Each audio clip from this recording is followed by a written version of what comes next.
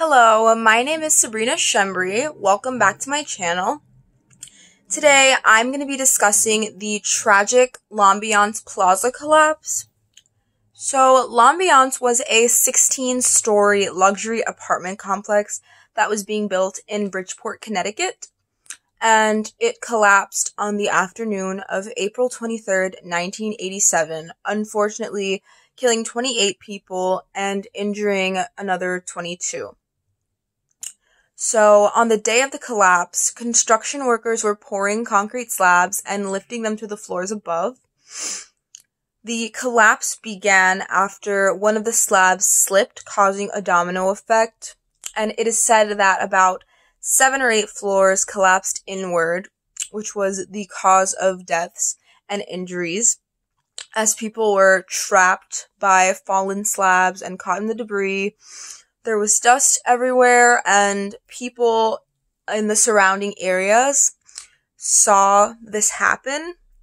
Many people were across the street in different homes or on the bus, and there's several accounts of people saying that it was very traumatic. And one of the worst collapses that actually happened in the New York metropolitan region at the time. That was back in the 80s, as I said before. So there are several different theories about what actually went wrong. But before I talk about what those are, I just want to give a brief overview about what method of construction was used. So the lift slab technique was used, and it's a method of construction where the slabs are cast on top of each other and then lifted to the above floors using hydraulic jacks. And then the slabs are fastened onto the vertical steel columns of the structure. So the OSHA standard stated that the lifting system should be able to carry 2.5 times more than the expected load to ensure the safety of the workers.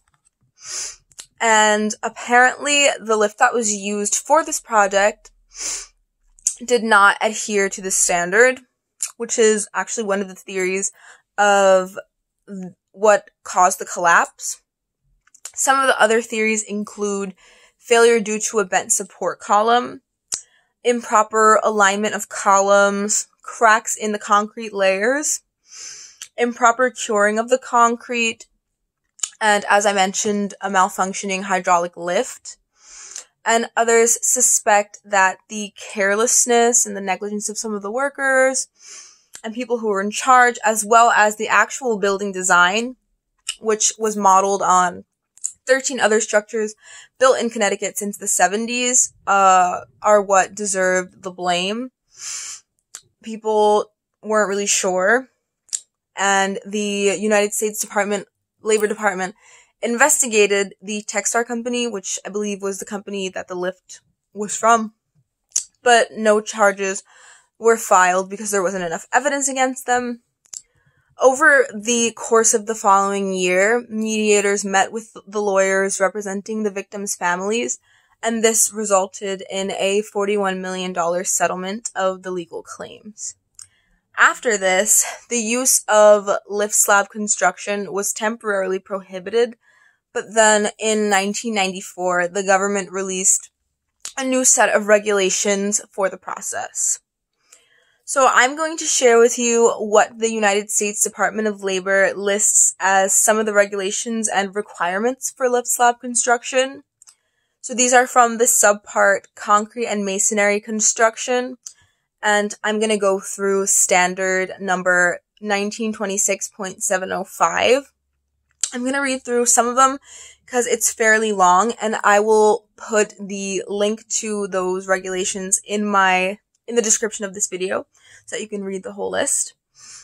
But I'm just going to start going through some of the letters. So A states that lift slab operations shall be designed and planned by a registered professional engineer who has experience in lift slab construction. Such plans and designs shall be implemented by the employer and shall include detailed instructions and sketches indicating the prescribed method of erection. These plans and designs shall also include provisions for ensuring lateral stability of the building or structure during construction. So B states that jacks and lifting units shall be marked to indicate their rated capacity as established by the manufacturer. And this brings us to C, which says that jacks and lifting units shall not be loaded beyond their rated capacity as established by the manufacturer. And then D kind of summarizes the two of those and goes a little more in detail. It says that jacking equipment shall be capable of supporting at least 2.5 times the load being lifted during jacking operations, and the equipment shall not be overloaded. For the purpose of this provision, jacking equipment includes any load-bearing component which is used to carry out the lifting operations. Such equipment includes, but is not limited to, the following: threaded rods, lifting attachments, lifting nuts, hookup collars, T-caps, shear heads, columns, and footings. So, as I mentioned before, you can see in this regulation that it actually says that the jacking equipment shall be capable of supporting at least 2.5 times the load, which was true in the 1987 case that I was discussing. That was what it was supposed to be able to hold, and it wasn't. So this regulation ensures that that is something that is really stressed and checked or inspected before a build, so that there's no accidental overloading that can cause any malfunctions and, injure people, as that happened in the L'Ambiance collapse. So continuing through the list of regulations, E says that jacks and lifting units shall be designed and installed so that they will neither lift nor continue to lift when they are loaded in excess of their rated capacity. So that's really important. F states that jacks and lifting units shall have a safety device installed which will cause the jacks and lifting units to support the load in any position in the event any jack lifting unit malfunction or lose its lifting ability. So having an extra safety device installed is really important. I'm assuming that that wasn't implemented yet at the time of the L'Ambiance collapse, because that could have helped mitigate some of the damage. G states that jacking operations shall be synchronized in such a manner to ensure even and uniform lifting of the slab. During lifting, all points at which the slab is supported shall be kept within 1/2 inch of that needed to maintain the slab in a level position.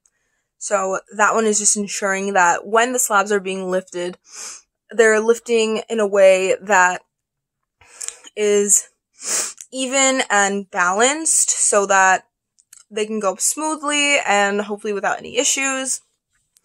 H states that if leveling is automatically controlled, a device shall be installed that will stop the operation when the 1/2 inch tolerance set forth in paragraph G of this section is exceeded, or where there is a malfunction in the jacking lifting system. So as you can see, they've added a lot of different safety additions to be installed based on the different situations, which is definitely very important and can be really helpful in situations where you're using this type of construction and these types of tools to get it done. I states that if leveling is maintained by manual controls, such controls shall be located in a central location and attended by a competent person while lifting is in progress. In addition to meeting the definition in 1926.32F, the competent person must be experienced in the lifting operation and with the lifting equipment being used. So again, they want to ensure that the people using the lifting equipment are trained and know what they're doing to avoid any issues that can happen. If you don't know how to use a lift, you shouldn't be using it. So these regulations help ensure that the right people are doing the right jobs. J states that the maximum number of manually controlled jacks or lifting units on one slab shall be limited to a number that will permit the operator to maintain the slab level within specified tolerances of paragraph G of this section, but in no case shall that number exceed 14. And finally, I'm just going to share one more.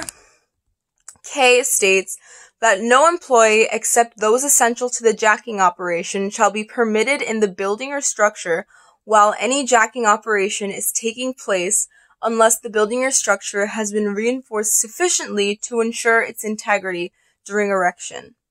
The phrase reinforced sufficiently to ensure its integrity used in this paragraph means that a registered professional engineer, independent of the engineer who designed and planned the lifting operation, has determined from the plans that if there is a loss of support at any jack location, that loss will be confined to that location and the structure as a whole will remain stable. So the list, actually, I said it before, it continues, I think, up to letter P, and K and some of the other letters have a ton of different subsections that go into more of the specifics. So again, I will link that below so that you can read that. But I just wanted to provide a few of the regulations that are currently in place for lift slab construction. So in summary, I discussed the L'Ambiance Plaza collapse and how it affected many people. It was a tragic collapse that took the lives of 28 people who were doing their jobs. And a lot of people got injured. A lot of people saw it and it was very traumatic. And at the time, it was a very major collapse that happened in the New York metropolitan region. I also discussed the method of construction used for the build and some of the regulations that are in place for this type of construction, which is, again, lift slab construction. So, thank you for watching.